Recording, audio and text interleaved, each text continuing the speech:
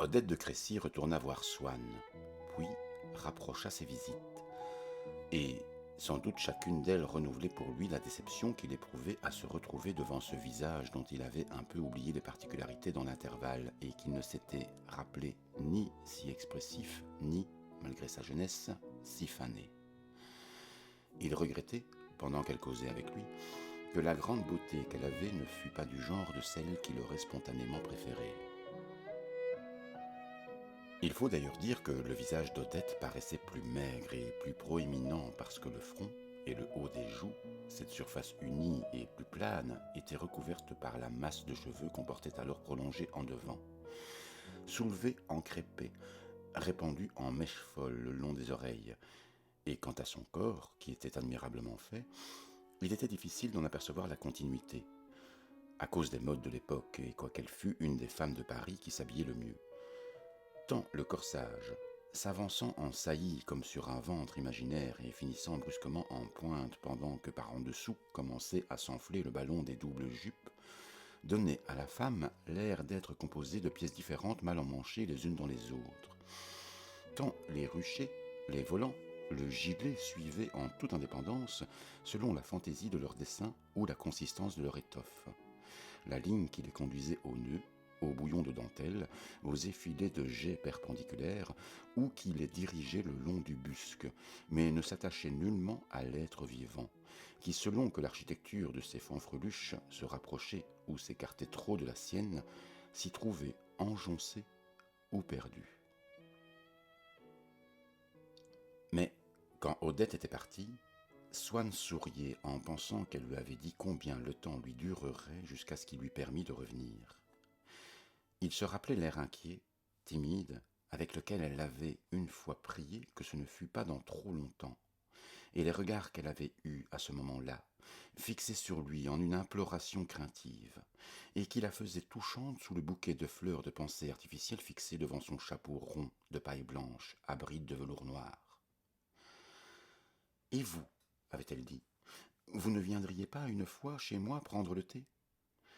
Il avait allégué des travaux en train, une étude, en réalité abandonnée depuis des années, sur Vermeer de Delft. « Je comprends que je ne peux rien faire, moi, chétive, à côté de grands savants comme vous autres, » lui avait-elle répondu. « Je serai comme la grenouille devant l'aréopage. Et pourtant, j'aimerais tant m'instruire, savoir, être initié.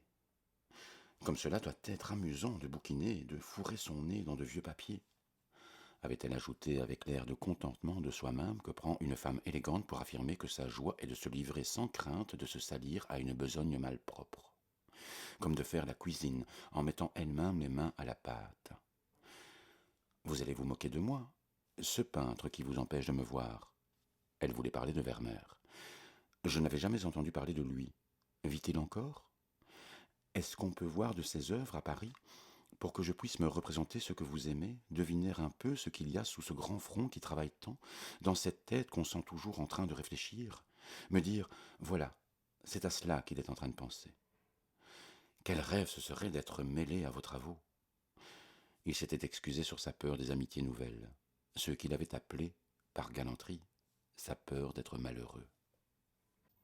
Vous avez peur d'une affection ? Comme c'est drôle, moi qui ne cherche que cela, qui donnerait ma vie pour en trouver une, avait-elle dit d'une voix si naturelle, si convaincue qu'il n'en avait été remué. Vous avez dû souffrir par une femme, et vous croyez que les autres sont comme elle. Elle n'a pas su vous comprendre, vous êtes un être si à part. C'est cela que j'ai aimé d'abord en vous, j'ai bien senti que vous n'étiez pas comme tout le monde. Et puis d'ailleurs vous aussi, lui avait-il dit, je sais bien ce que c'est que les femmes, vous devez avoir des tas d'occupations, être peu libre. Moi, je n'ai jamais rien à faire. Je suis toujours libre, je le serai toujours pour vous. À n'importe quelle heure du jour ou de la nuit, où il pourrait vous être commode de me voir, faites-moi chercher, et je serai trop heureuse à courir. Le ferez-vous ? Savez-vous ce qui serait gentil ? ce serait de vous présenter à Madame Verdurin, chez qui je vais tous les soirs. Croyez-vous, si on s'y retrouvait, et si je pensais que c'est un peu pour moi que vous y êtes? Et sans doute, en se rappelant ainsi leur entretien, en pensant ainsi à elle quand il était seul, il faisait seulement jouer son image entre beaucoup d'autres images de femmes dans des rêveries romanesques. Mais si, grâce à une circonstance quelconque, ou même peut-être sans que ce fût grâce à elle, la circonstance qui se présente au moment où un état latent jusque-là se déclare, pouvant n'avoir influé en rien sur lui.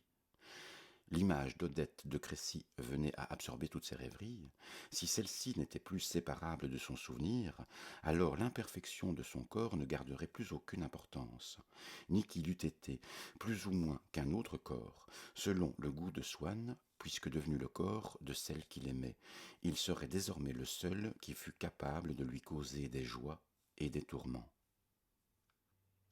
Mon grand-père avait précisément connu, ce qu'on aurait pu dire d'aucun de leurs amis actuels, la famille de ces Verdurin. Mais il avait perdu toute relation avec celui qu'il appelait le jeune Verdurin, et qu'il considérait, un peu en gros, comme tombé, tout en gardant de nombreux millions, dans la bohème et la racaille. Un jour, il reçut une lettre de Swann, lui demandant s'il ne pourrait pas le mettre en rapport avec les Verdurin. À la garde s'était écrié mon grand-père. Ça ne m'étonne pas du tout. C'est bien par là que devait finir Swann. Joli milieu. D'abord, je ne peux pas faire ce qu'il me demande parce que je ne connais plus ce monsieur. Et puis, ça doit cacher une histoire de femme. Je ne me mêle pas de ces affaires-là. Ah, bien. Nous allons avoir de l'agrément si Swann s'affuble des petits Verdurins. Et, sur la réponse négative de mon grand-père, c'est Odette qui avait amené elle-même Swann chez les Verdurins. Les Verdurin avaient eu à dîner, le jour où Swann y fit ses débuts, le docteur et madame Cottard, le jeune pianiste et sa tante, et le peintre qui avait alors leur faveur, auquel s'étaient joints dans la soirée quelques autres fidèles. Le docteur Cottard ne savait jamais d'une façon certaine de quel ton il devait répondre à quelqu'un, si son interlocuteur voulait rire ou était sérieux. Et, à tout hasard, il ajoutait à toutes ces expressions de physionomie l'offre d'un sourire conditionnel et provisoire dont la finesse expectante le disculperait du reproche de naïveté, si le propos qu'on lui avait tenu se trouvait avoir été facétieux. Mais comme pour faire face à l'hypothèse opposée, il n'osait pas laisser ce sourire s'affirmer nettement sur son visage. On y voyait flotter perpétuellement une incertitude où se lisait la question qu'il n'osait pas poser. Dites-vous cela pour de bon ? Il n'était pas plus assuré de la façon dont il devait se comporter dans la rue, et même en général dans la vie, que dans un salon, et on le voyait opposer aux passants, aux voitures, aux événements un malicieux sourire qui ôtait d'avance à son attitude toute impropriété, puisqu'il prouvait, si elle n'était pas de mise, qu'il le savait bien, et que s'il avait adopté celle-là, c'était par plaisanterie. Sur tous les points, cependant, où une franche question lui semblait permise, le docteur ne se faisait pas faute de s'efforcer de restreindre le champ de ses doutes et de compléter son instruction. C'est ainsi que, sur les conseils qu'une mère prévoyante lui avait donnés quand il avait quitté sa province, il ne laissait jamais passer soit une locution ou un nom propre qui lui était inconnu, sans tâcher de se faire documenter sur eux. Pour les locutions, il était insatiable de renseignements, car, leur supposant parfois un sens plus précis qu'un nom, il eût désiré savoir ce qu'on voulait dire exactement par celle qu'il entendait le plus souvent employer. La beauté du diable, du sang bleu, une vie de bâton de chaise, le quart d'heure de Rabelais, être le prince des élégances, donner carte blanche, être réduit à Kia, etc. Et dans quel cas déterminé il pouvait à son tour les faire figurer dans ses propos.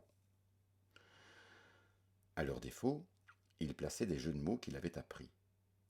Quant aux noms de personnes nouveaux qu'on prononçait devant lui, il se contentait seulement de les répéter sur un ton interrogatif qu'il pensait suffisant pour lui valoir des explications qu'il n'aurait pas l'air de demander. Comme le sens critique qu'il croyait exercer sur tout lui faisait complètement défaut, le raffinement de politesse qui consiste à affirmer, à quelqu'un qu'on oblige, sans souhaiter d'en être cru, que c'est à lui qu'on a obligation, était peine perdue avec lui.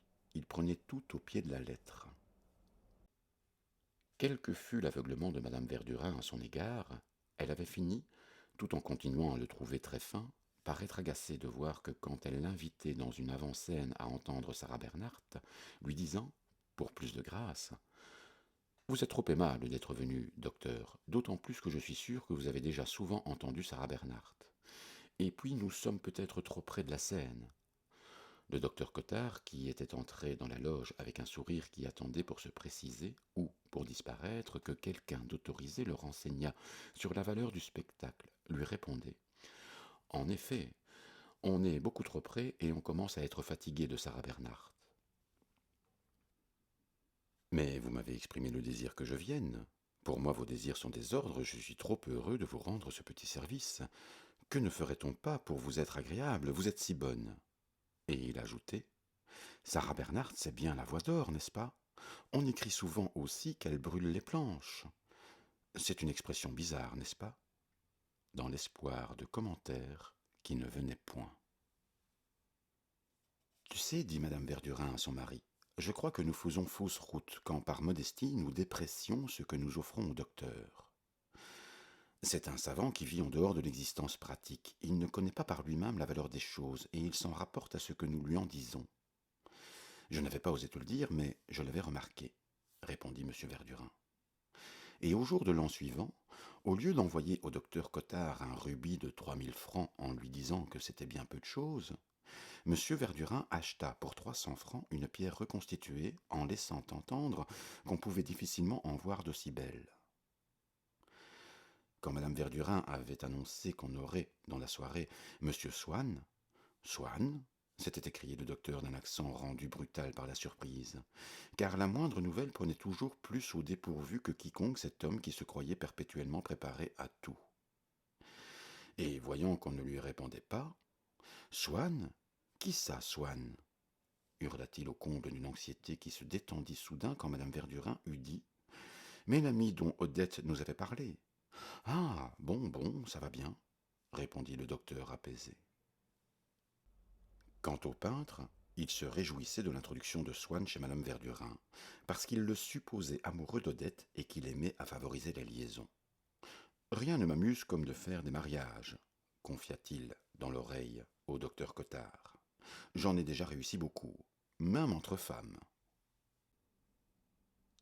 En disant aux Verdurin que Swann était très smart, Odette leur avait fait craindre un ennuyeux.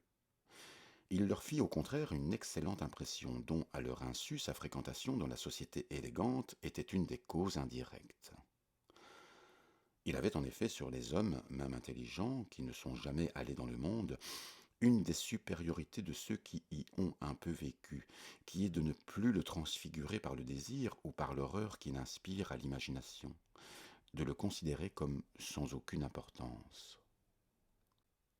Leur amabilité, séparée de tout snobisme et de la peur de paraître trop aimable, devenue indépendante, a cette aisance, cette grâce des mouvements de ceux dont les membres assouplis exécutent exactement ce qu'ils veulent, sans participation indiscrète et maladroite du reste du corps.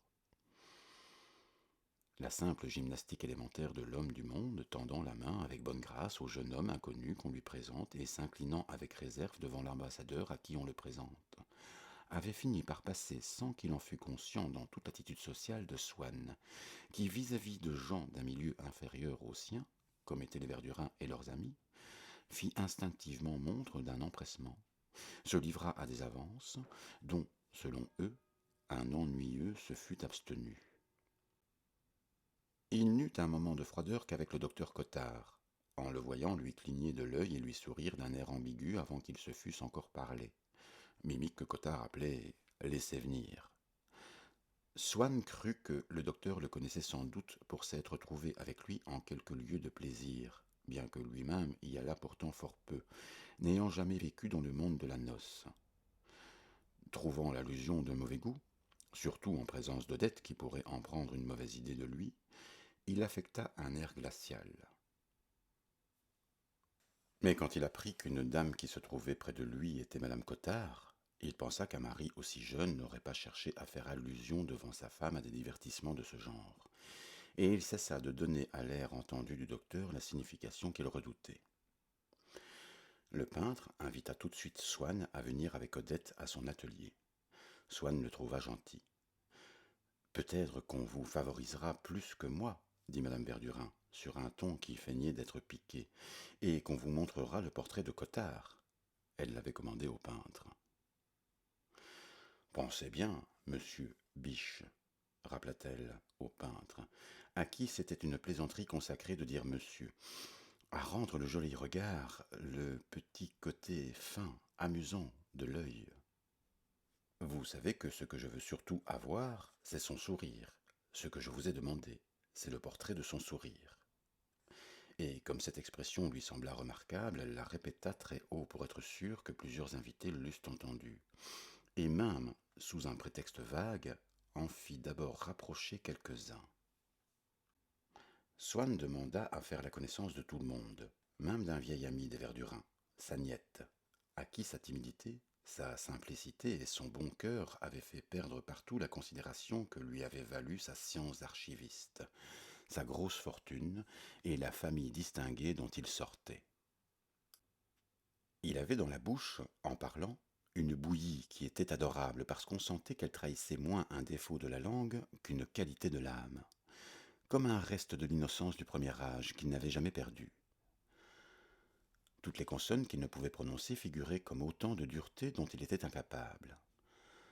En demandant à être présenté à M. Sagnette, Swann fit à Mme Verdurin l'effet de renverser les rôles, au point qu'en réponse, elle dit, en insistant sur la différence, « Monsieur Swann, voudriez-vous avoir la bonté de me permettre de vous présenter notre ami Sagnette ?» mais excita chez Sagnette une sympathie ardente que d'ailleurs les Verdurins ne révélèrent jamais à Swann, car Sagnette les agaçait un peu et il ne tenait pas à lui faire des amis. Mais en revanche, Swann les toucha infiniment en croyant devoir demander tout de suite à faire la connaissance de la tante du pianiste. En robe noire, comme toujours, parce qu'elle croyait qu'en noir on est toujours bien, et c'est ce qu'il y a de plus distingué, elle avait le visage excessivement rouge, comme à chaque fois qu'elle venait de manger. Elle s'inclina devant Swann avec respect, mais se redressa avec majesté.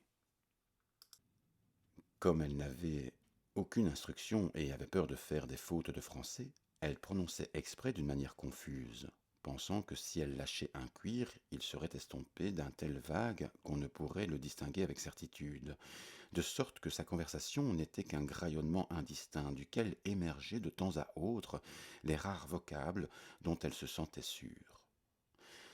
Swann crut pouvoir se moquer légèrement d'elle en parlant de M. Verdurin, lequel au contraire fut piqué. « C'est une si excellente femme, répondit-il. Je vous accorde qu'elle n'est pas étourdissante, mais je vous assure qu'elle est agréable quand on cause seul avec elle. Je n'en doute pas, s'empressa de concéder Swann. Je voulais dire qu'elle ne me semblait pas éminente, ajouta-t-il en détachant cet adjectif. Et en somme, c'est plutôt un compliment. Tenez, dit M. Verdurin, je vais vous étonner. Elle écrit d'une manière charmante. Vous n'avez jamais entendu son neveu? C'est admirable, n'est-ce pas, docteur? Voulez-vous que je lui demande de jouer quelque chose, monsieur Swann? Mais ce sera un bonheur, commençait à répondre Swann quand le docteur l'interrompit d'un air moqueur.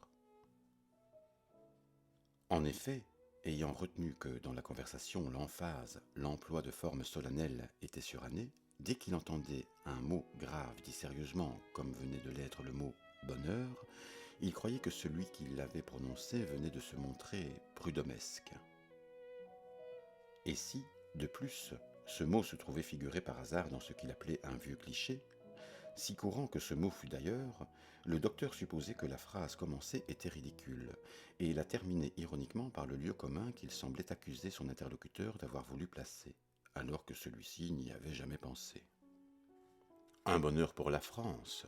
s'écria-t-il malicieusement en levant les bras avec emphase. M. Verdurin ne put s'empêcher de rire. « Qu'est-ce qu'ils ont à rire, toutes ces bonnes gens-là?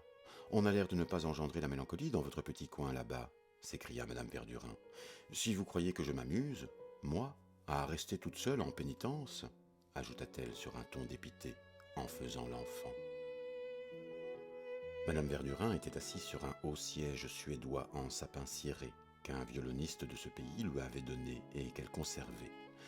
quoiqu'il rappelât la forme d'un escabeau et jurât avec les beaux meubles anciens qu'elle avait. Mais elle tenait à garder en évidence les cadeaux que les fidèles avaient l'habitude de lui faire de temps en temps, afin que les donateurs eussent le plaisir de les reconnaître quand ils venaient. Aussi tâchait-elle de persuader qu'on s'en tint aux fleurs et aux bonbons, qui du moins se détruisent. Mais elle n'y réussissait pas, et c'était chez elle une collection de chauffe-pieds, de coussins, de pendules, de paravents, de baromètres, de potiches, dans une accumulation de redites et un disparate d'étrennes.